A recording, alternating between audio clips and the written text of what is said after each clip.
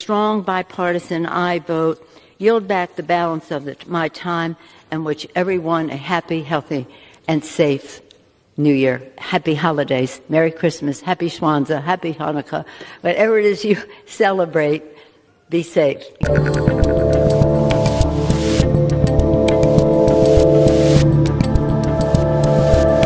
Whatever it is you celebrate, this is the Rubin Report. I'm Dave Rubin. We are rolling into 2023. We're live streaming on Rumble and YouTube and Kwanzaa. I hope you guys had a great Kwanzaa. I didn't ask you the other day when I saw you for the first time in the new year. How was your Kwanzaa? Hope your Kwanzaa was great, people. We are going to be doing a RubinReport.locals.com community Q&A. It's a great cross-section of questions for, I would say, the start of the year and how we're going to frame things going forward. And it's a little all over the place, which is just the way I like it. But what I wanted to start with today was a little bit about the sort of conspiracy craziness that we are all in right now, that a whole bunch of us kind of saw things a certain way, saw through some of the lies, but the lies just keep coming.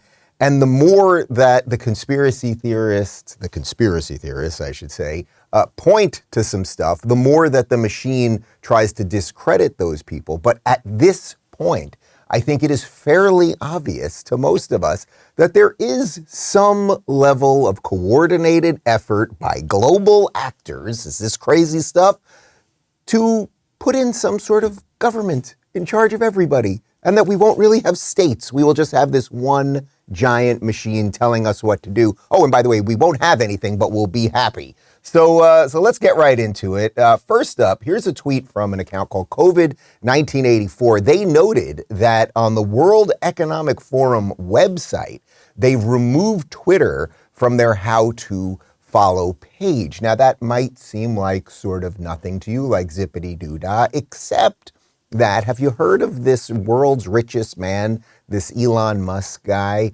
Well, he bought Twitter. In case you've been living under a rock, he bought Twitter a couple months ago, and he has been releasing these Twitter files, which have, of course, shown us information about the suppression of the Hunter Biden laptop story, which has shown us suppression of counter-narratives when it came to COVID and other free speech-related things. So the idea that the World Economic Forum, which is the organization that is ushering in this globalist government or whatever it is, okay, that they don't want people going on Twitter anymore, in essence, right? They're saying Twitter is not a trusted source of news or of information, except Twitter is where reality seems to be online right now. That's sort of ironic, I suppose, in light of the last couple of years of Twitter, but that really is what it is. And because Elon Musk has come in and basically said, hey, I am for free speech, I don't really like journalists. I want people to be able to spread their message and find out truth and all of those things.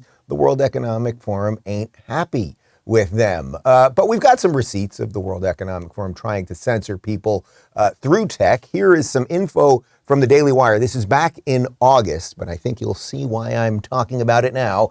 The World Economic Forum shared a report last week outlining a plan to mitigate the dark world of online harm by using human and artificial intelligence to censor bad actors who produce and promote child abuse, disinformation, and hate speech. Inbal Goldberger, Vice President of Trust and Safety at ActiveFence, a company that detects malicious online content, published an op-ed on the global organization's website offering a solution to online abuse. Such solutions would enable a blend of AI and so-called subject matter experts to detect nuanced, novel online abuses at scale before they reach mainstream platforms. Goldberger argues that online access has played a vital role in public perception of events like recessions, viruses, and wars. Okay, do you get it, people? I think you do. Now, first off, on the child abuse part of this, of course, if someone is spreading videos or pictures related to child abuse or something of that nature, you've got a problem with the government, and that obviously should be taken down by the big tech companies, and the government should do whatever it has to do to take care of those people, right, to the fullest extent of the law. When it comes to misinformation and disinformation and hate speech, this is where it gets dangerous. And this is really, to put this whole thing together, this is really where the United States in many ways stands alone because of our First Amendment, right? We cannot have another organization that is above the laws of the United States. If the United States is here, we can't have anything above that. You could have God above that, but you can't have anything else above that, right? And what they are trying to do is they are trying to create the World Economic Forum partnership so that they will be able to look at hate speech and misinformation. But guess what? From an American perspective, hate speech and misinformation and disinformation are your God-given right. It's right there in the Constitution, Bill of Rights. It's the first one. It's all there. So they are actively trying to infringe on your free speech. Also, I know it goes without saying, but here we are.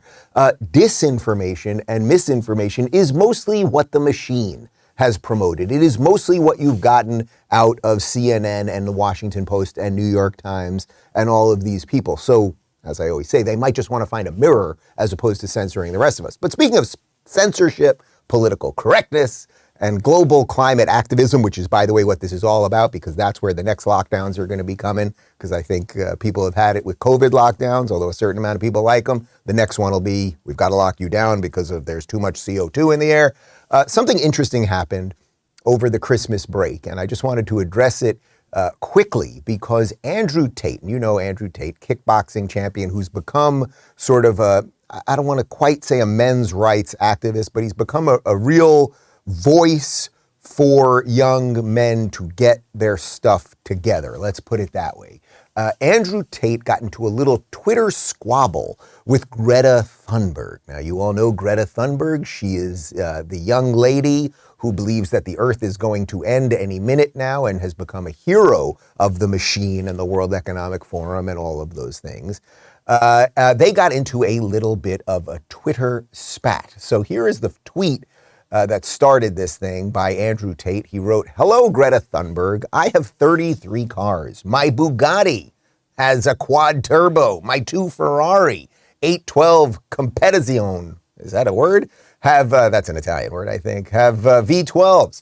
This is just the start. Please provide your email address so I can send a complete list of my car collection and their respective enormous emissions." Now, he's obviously playing a bit of a troll here. He's throwing this at her like, hey, I'm a dude producing something in the world. I've got a lot of stuff. And he's bragging about it, and he doesn't want her taking his cars. Greta then responded and said, "Yes, please do enlighten me. Email me at smalldickenergy@getalife.com. And that got over 1 million likes because people are what they are. Anyway, why am I telling you about this? A little spat between a kickboxer and this little climate activist. Well, then 2 days later, bizarrely, Andrew Tate was arrested in Romania. We've got a little video here.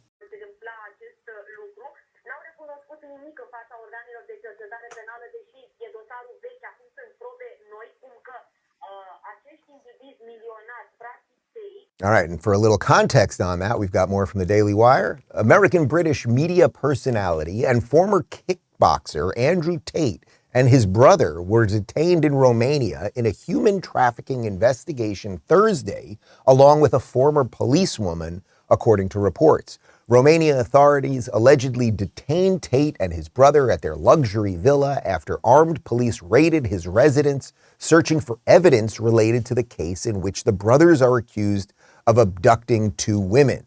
Authorities reportedly detained the 2 brothers for 24 hours. Tate's reported apprehension comes a day after he filmed a video criticizing climate activist Greta Thunberg, which included a pizza box from a national chain in Romania. Tate faced allegations of human trafficking in Romania in April 2022. However, Tate reportedly said the accusations stemmed from a swatting incident where authorities accused him and his brother of obtaining large sums of money with which they bought houses, luxury cars, and cryptocurrencies, according to reports. Okay, so I'm just piecing something together here that I don't know exactly what's going on here, but it does strike me as a little odd that this guy who has become an internet sensation gets into a fight with the protected child of the climate movement, and then literally 2 days later he is arrested in Romania. Greta Thunberg was gloating about it on the Twitter. She said, "This is what happens when you don't recycle your pizza boxes." Now, there was this rumor that he was arrested purely because he had sort of doxed himself because the pizza chain is in Romania. That rumor flew like wildfire. I mean, it spread crazy all over the internet. Turned out not to be true, of course, and many, many mainstream people from NBC and elsewhere were tweeting it. But we thought it would be funny to throw back to a little something about Greta. There is a way to deal with Greta. You don't have to show off all your cars to deal with Greta. You know the best way to deal with Greta is? You just ignore her. Cue Donald Trump. Mr. President, welcome to the UN, sir. Are you willing to? Thank you very much. Mr. President, you look.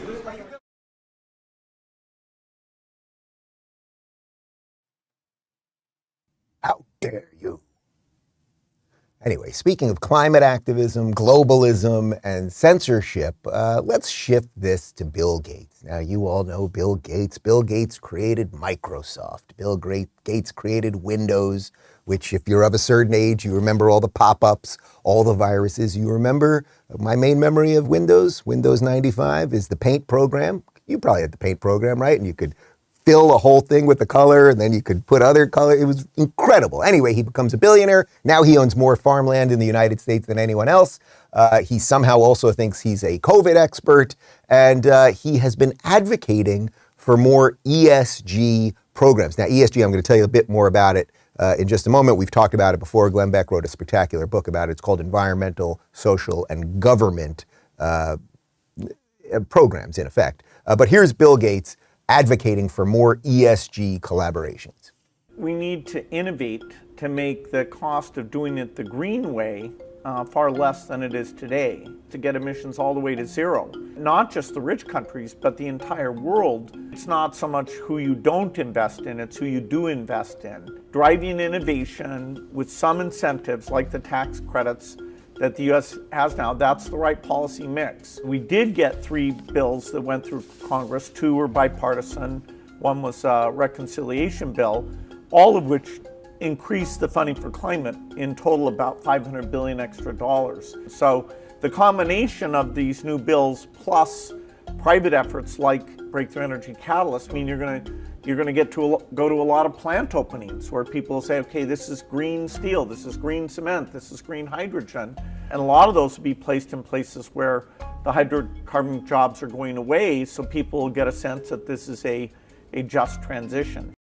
All right, so let me be clear about one thing, which is that I really think that Bill Gates is an evil person. I think that the power and the money has gone to his head where he thinks it is his divine right to reorganize or rejigger the world in a way that he wishes it to be. The idea, not only, first off, that you would say to any country, but you take, okay, let's take the rich countries first, because he addressed rich countries, that you would say, you have to do this to your economy, you have to make it more green because we wish you to. Well, every nation should decide that for themselves. That's the problem with globalization, right? That's number one. But putting aside the rich countries, the poor countries right now that are going through their industrial revolutions, if you take a country, you could take India or China that are years behind us in their industrial revolutions that are using coal and these other things. What right do we have, or the globalists have, to say, no, you cannot do that? And by the way, fossil fuels are still to this very moment getting more people out of poverty and doing more good for the world than they are bad. We've done many shows on this. Jordan Peterson has talked about it a lot, Bjorn Lomborg.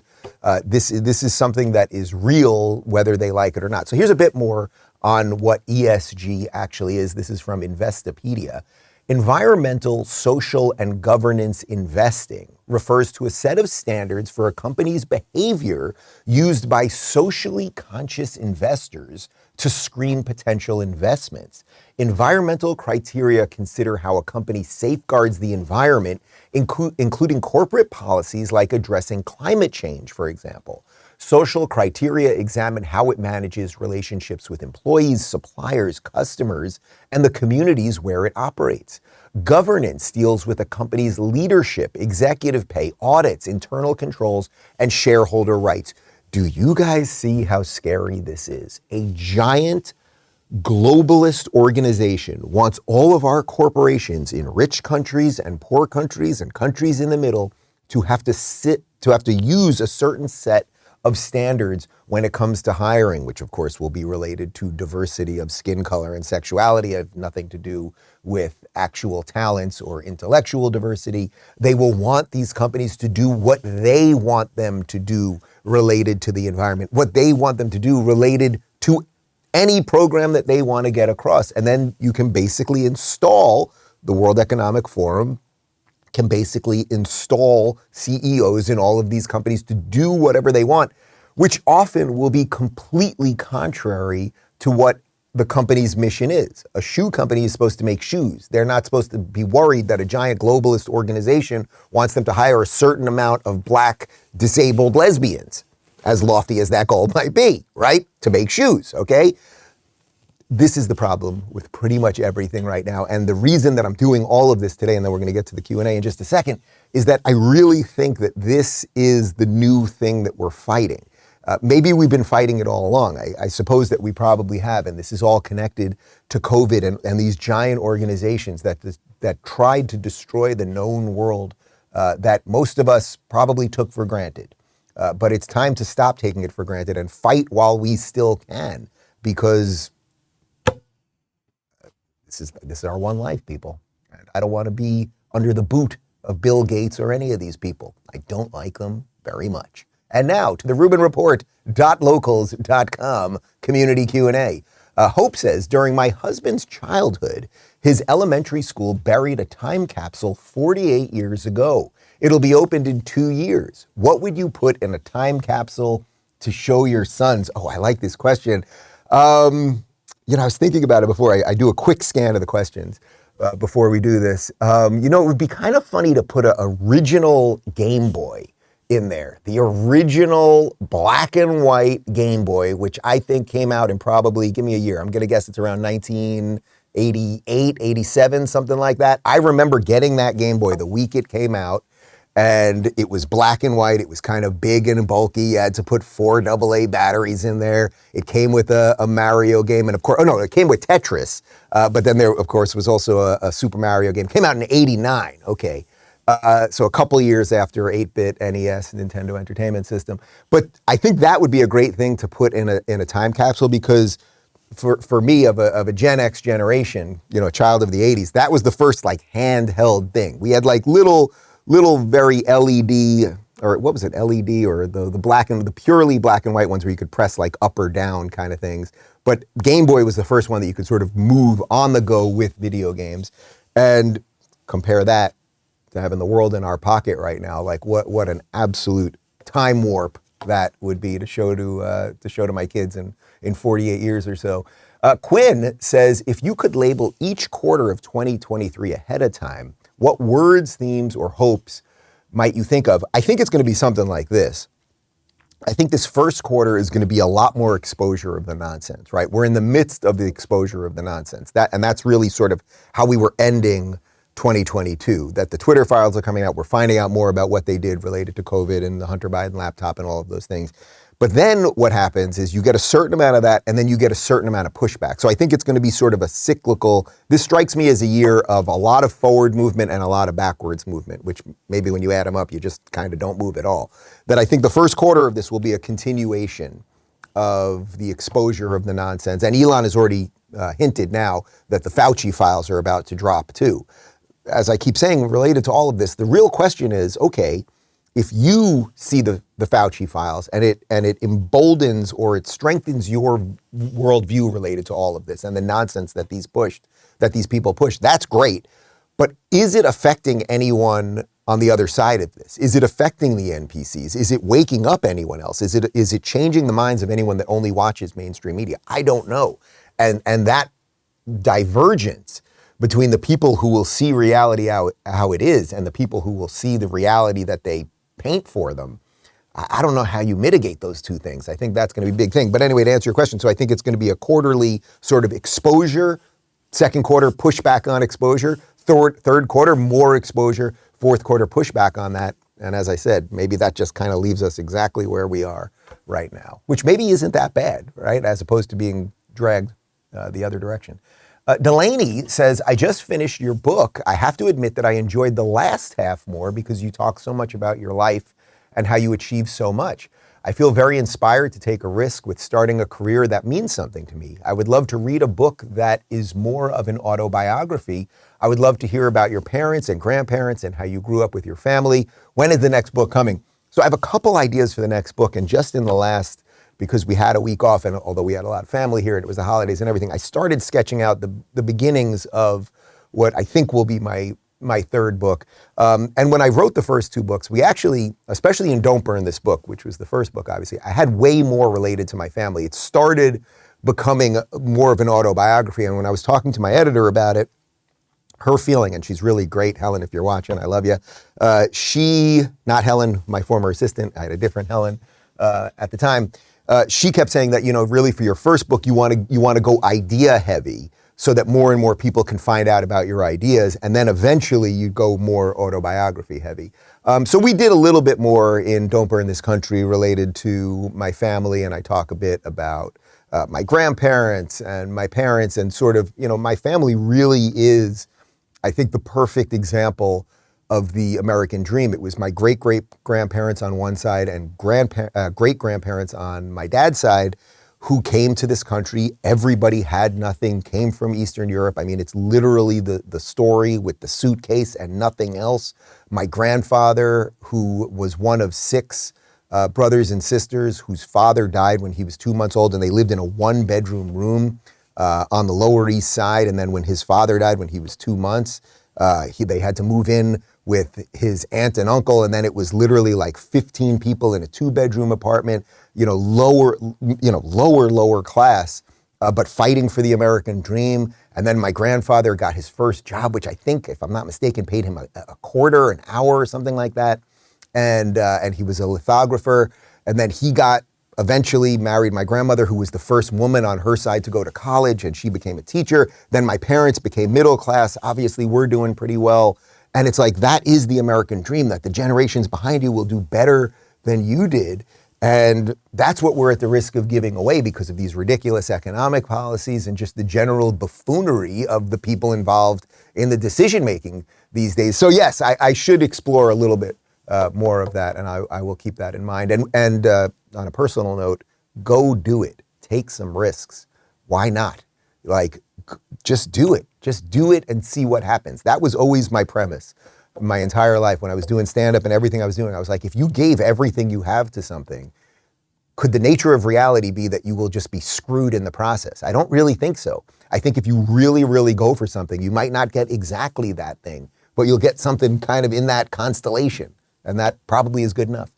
Spike says, we know you love basketball. How do you feel about golf? And have you tried sporting clays or trap or skeet? Okay, so yes, I'm a basketball guy, and I'm playing again, which is great, with my 3 braces on my knees. And a couple of weeks ago, most of the guys that I play with, they're like, it's probably upper 20s, 30s, 40s into 50s. I'm like right in the middle at 46. A couple of weeks ago, one of the guys who's, about my age, he brought his son from college with his friends. So it was the 21-year-olds versus the old dudes. And we split the games with them. I hit a game-winning jumper. So I'm feeling good on that front. I'm not much of a golfer. Go golf driving every now and again. But David actually is a great golfer. And he was a golfer in high school. And we have a little putting green in the backyard. So we will get the kids playing golf for sure. And I have not gone skeet shooting yet. We're going shooting down here in Florida. We'll shoot some stuff, but have not done the skeet shooting yet. Although I was pretty good at duck hunt back in the day. I was pretty good.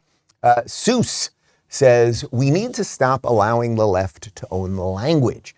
They lost in some ways on Don't Say Gay, but not entirely. It's a good example of their effectiveness when it comes to communication. Republicans are awful in this regard, a critical action item when delivering a message or a vision. How do we corral that effort? That is a great point. One of the things that Democrats do really well, because they own the machine, right? So they own not only the corporate press, which frames everything from the direction that they want it framed, but now we also know that they've had all of this collusion with big tech. So certain things trend the way they want them to trend, and then whatever Republicans or conservatives or whatever you want to call it, whatever they want to get out there doesn't fly as much. And then I think the other problem that Republicans have, or right-leaning people, whatever you want to say it is that because there is a little more reality there, reality is a little harder to explain to people rather than just baseless sort of generic statements. So like, don't say gay just sounds like something, and a certain amount of people just believe, don't say gay, I can't say gay, what am I gonna do? And then that's it, right? That's a lot easier to sell to people than trying to calmly explain to them what individual rights are and what parental rights are and the role of government in education and everything else. So that's why I think we always end up on our back foot. They throw out some crazy bomb, you're racist, and then you have to spend all day explaining why you're not racist. So that's what needs to shift. So another example of this just from last week would be that right during Christmas, Senator Rand Paul from Kentucky, he always puts out his Festivus list of like the craziest governmental spending, and he puts out this long Twitter thread, and it's really fantastic. He did a funny video that I shared a couple weeks ago. It's a lot harder to explain all of this and make people read the stuff and go, boy, the government did spend a lot on this and wasted on that, rather than just the nonsense that they throw at us. So you know what? I did give a speech, what was it, about 3 weeks ago now. I went to DC and I spoke to all the new congressional Republicans, and I talked to them about messaging. I talked to them about not apologizing. My main point was bring receipts like Ted Cruz did on The View. You know, don't just sit back and take it. But when they say, well, you know, Donald Trump and you Republicans are election deniers, do what Ted Cruz did. Bring out the receipts. Guys, here's Hillary Clinton. Here's Stacey Abrams. Here's all of the people when it was Bush Gore, et cetera, et cetera. Do that and try to get some of those clips to go viral. That really is the key. Ray says, what did Santa bring you? You know, Santa and Hanukkah Harry, they were a little light on me this year. I really have everything that I want at a sort of physical, tangible level. You know, we had such a good year at the kids, so it was more about getting stuff for the kids and really at their age, like what do they need? They need diapers and milk. That's pretty much it. I got a couple bottles of nice tequila. That's all. I truly did not want anything. We went to a couple great parties and family was here, and that was really good enough for me.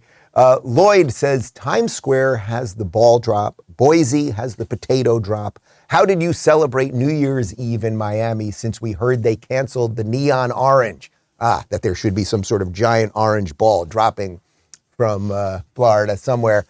We went to a fantastic party up in Miami Beach, and a lot of old friends were there, some new friends, some friends of the show, and just had a absolutely great night. I did not get home till about 3:30 a.m. because the traffic leaving Miami Beach on New Year's was completely bananas. But it was, we just had a great. It was great to get out too, because obviously in these last couple months we don't get out that often. You know, I travel a little bit, but David is in the thick of it with the kids. So this was since August, it was maybe our third night out together. So that was a lot of fun. Vika says, I'm interested in doing a 2-week off-the-grid vacation with my daughters, 7 and 6 years old, and maybe my husband. I'd like some tips. Do you go full on no tech? I go grocery shop, watch movies, listen to music, keep in touch with my family, all on my phone. Should I also cut out those things? Have you changed your strategy through the years? I'd appreciate some suggestions. So first off, the fact that you're even considering doing this, I love it. And I know many more people have been doing it when I do this off the grid August situation, and it's really wonderful. So in years past, I literally did it, like phone locked in a safe, no Twitter, no email, absolutely nothing. David kind of does it with me, but he did have a phone. It wasn't his regular phone. It was like an old iPhone that was disconnected from everything with no apps on it, just in case there was an emergency, so that, you know, his mom could basically get in touch with us, that kind of thing. This past year was different because Justin was about to be born, and we knew we had to be in touch, obviously, with the surrogate and the doctor and family members who were going to come visit us and that sort of thing. So we were a little more connected this time. I was, people were texting me congratulations. I was responding back and forth, but I was not doing email or Twitter or anything else. I would say you got to figure out something that works for you. Like, you could do it like completely cold turkey, meaning no television, like no nothing. That's tough, especially if you have 7 and 6-year-olds. But if you just, at the very least, get rid of social media, tell your family and friends, hey, give us 2 weeks here. Don't call us unless it's an emergency. Don't text us unless it's an emergency. And I would say also, like, a simple version of it would be wherever you go with them and whatever you try to do, try to just not take your phone. If you're just going out for a couple hours even, it's not that at the end of the day you can't just look and just make sure everything's okay with life. That's like the extreme version of it. And trust me, it really is worth it if you can ever afford yourself the time and space to do it. But just like, if you're going out for a hike, just no phone. You're going wherever you're going. You're going to lunch, just no phone. And I think that it will really help the reset. And I wish you a lot of luck. Keep me posted. Elizabeth says, can we expect another comedy special anytime soon? Don't Say Dave was hilarious. Thank you very much. By the way, if you want to watch Don't Say Dave, which was the unedited portion of my talk, which it's kind of stand up and a lot of silly stuff and some stories and blah, blah, blah. It's about 45 minutes or so. It is free for all annual local subscribers, so rubinreport.locals.com, and you get it absolutely free, or you can buy it one-off. I think it's $9.99 if I'm not mistaken. I got to get back out on the road really to kind of figure that out, which I don't know how much road stuff I'm going to be doing this year because of the kids. I think we're going to do one big international trip that we're trying to put together a couple weeks in May, where we're going to bounce around Europe and maybe the Middle East and figure out a few things there. But I would like to do another special, maybe a little more traditionally stand-up special, where the way I do it, for those of you that have seen my shows, I'm doing a lot of this stuff off the cuff. I'm messing with the crowd. It's really like it's juggling up there without even knowing how many balls you're juggling, just kind of figuring it out. And that's like the messy, fun part for me. I maybe would do something that would be a little bit more scripted, but we'll see. We got a lot on the plate at the moment. Steve says, Dave, what do you think top 5 issues for 2023 will be for our good old USA first half of the year versus last half or latter half? Well, that's sort of similar to the question earlier. I mean, I think the main issue is the information war at this point. Like, we know that the government is not going to stop big spending. We know that whatever's going on with Ukraine is going to be ramped up. We know that when they want to scare you with COVID, they'll scare you with COVID. We know all that stuff, and that stuff just ain't stopping, right? We also know that, people just kind of vote the wrong way. They really do, right? The midterms did not go the way that we would have liked, although actually the Republicans are in charge of the House right now, in charge of Congress, so that is good. So there are some good markers here. But I think the main thing is just going to be this battle for your mind, like this true information war, where some of us will believe what I believe to be closer to the truth, and understand the messiness of that, and understand that what they call misinformation isn't misinformation just because they call it that, and figuring out, like, how do you actually live in a society where people will fundamentally believe different things, which will be very different than, say, 40 years ago, when a liberal and a conservative of 40 years ago believed different things. They believed that reality basically was the same, right? That you had that layer was kind of the same. Like, the United States is pretty good. Here, there was a basic understanding of what human freedom is and all of those things. And then the real battle was like, oh, but I want the government to do more, or I want the government to do less. Now the reality is literally like, do you think chopping off kids' genitals is good? Yes or no? Do you think that there should be governments above the government of the United States? Do you think you should hand over all of your personal responsibility or not? Do you think that the corporate press that has lied about all of these things is going to stop lying? I don't know how you mitigate those things. I think in your own personal life, you can do it by surrounding yourself with good, like-minded people and figuring out ways to build things together. But at the machine level, I just don't know what you do about that. But we'll continue to try to figure it out. Cecito says, Happy New Year. Any tips for a dry January? My liver needs a break after the holidays. Well, look, you could, one thing, you want a dry January, just cut off the booze. Just do it. Easy enough, do it. Look, you guys know my feelings. I like tequila. I like going to parties. We like hosting a lot of dinners and all that sort of stuff. But then I always try to take a couple days off here and there. Sometimes I'll take a week off. You know, I'm rarely accepted some of the parties, although I could get in trouble for saying this. I'm not that wasted that often. Well, our holiday party, I guess that was kind of under the table, but generally speaking, you know what I mean? But I do enjoy sipping tequila, but this is a good month. Like January is a good month to just kind of ease up. Like after December and parties and family and all of the food and all the cakes and all of the stuff, this is a good month. I would say one other thing, which I always try to do, it's gotten a little more difficult with the kids now, is we always used to start our day with a nice long walk with Clyde for a couple miles in the morning, and I'd be going through the show while I was doing it. Sometimes trying not to take my phone, but is what it is. Sometimes we take the kids now, sometimes we can't just because schedules are off or naps or whatever it is. But I think if you start your day with a walk, just a simple walk, you don't have to do crazy cardio, you don't have to be in the gym going dripping with sweat, but starting the day with the walk, like let your body just kind of do its thing, a little bit of water to start the day. I think that helps. And then if you want to have the cocktail once, twice a week, I personally, I don't think it's that big of a deal. Richard says, do you feel more energized and motivated now compared to any other time in your life?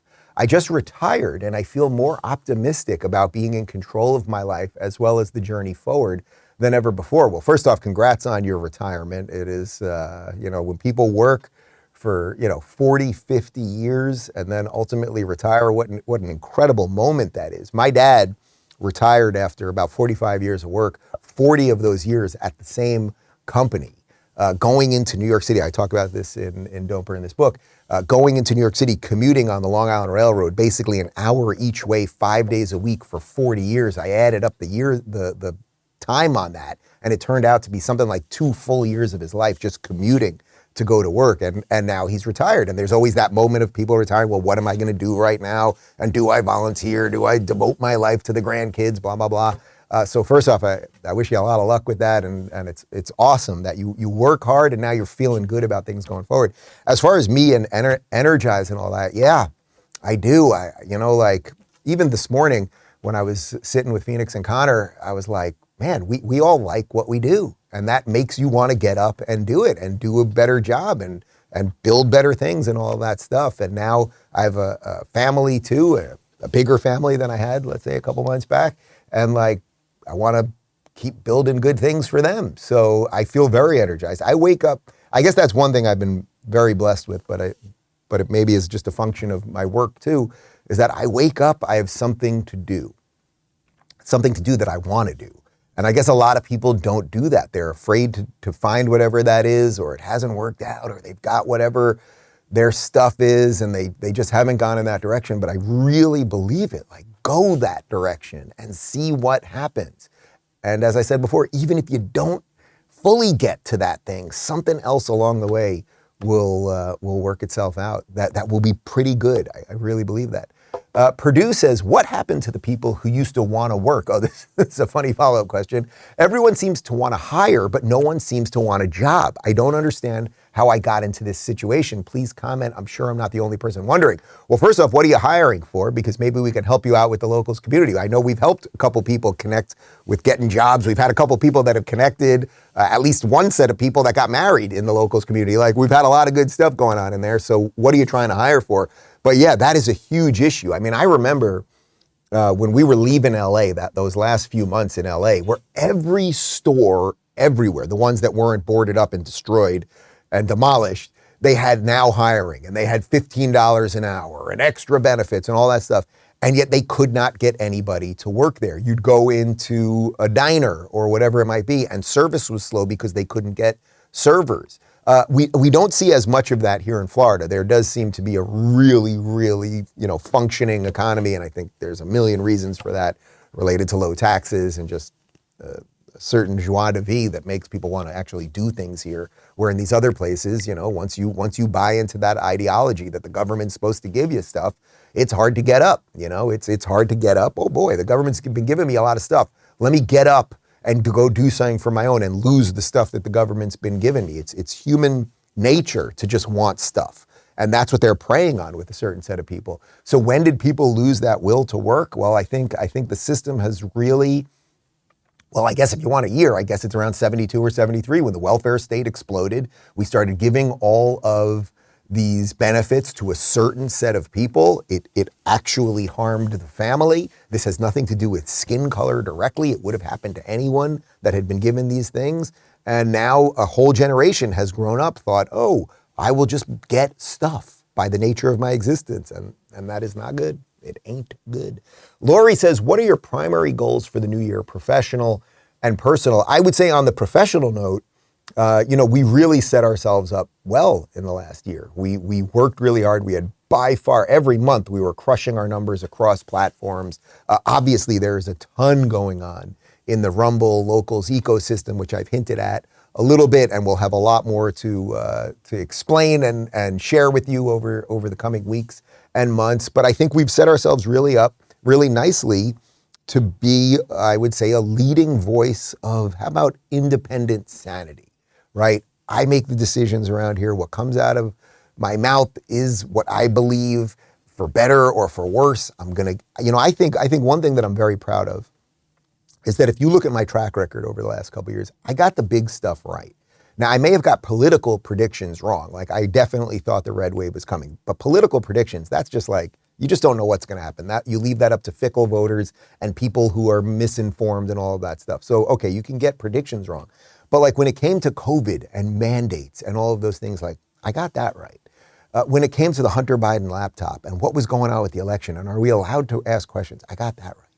The big trending things, I think I got right. And I think that's why I always say if you stayed roughly sane, then you're pretty good. So that's really what I just want to continue to do. I want to take the principles that I believe in, that I think I can communicate in a decent way, and keep getting them out there and see what happens. And hopefully get a few more other people, you guys, to continue to wake up, apply those things in your life, and then not need that machine, that never-ending sucking monster machine, to be part of what we do. It'll always be there, right? It'll always be there.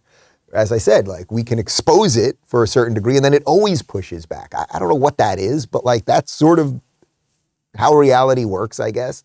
But I just want to keep building this, keep working with people that I want to work with, keep expanding what we're doing here, keep growing, having more influence, and seeing, does that play into national politics? Like, what does that actually lead to? We'll see. And on a personal note, I mean, it's fairly obvious. I really just want to be the best father that I can be, which, at the stage we're at right now, before crawling, before talking, like, it's mostly just keeping these kids alive and keeping them, I love going downstairs in the morning and, just like getting everybody smiley and happy and ready for the day and feeding them and all that stuff.